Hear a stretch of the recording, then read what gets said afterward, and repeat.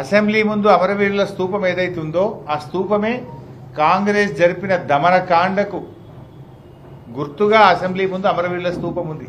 ఆ స్తూపం కింద బుల్లెట్లుంటాయి. ఆ స్తూపం కింద బుల్లెట్లుంటాయి.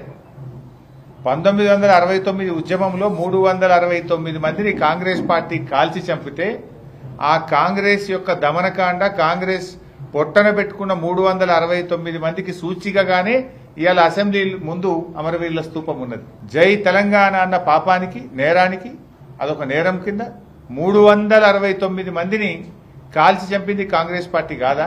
ఆ రోజు తెలంగాణ ప్రజా సమితిని చెన్నారెడ్డి గారి నాయకత్వంలో ప్రజలు గెలిపించి తమ ఆకాంక్షను కేంద్ర ప్రభుత్వానికి చాటి చెప్పితే తెలంగాణ ప్రజా సమితిని కాంగ్రెస్ లో విలీనం చేసుకొని తెలంగాణ ప్రజల ఆకాంక్షల్ని కాలరాసింది కాంగ్రెస్ పార్టీ.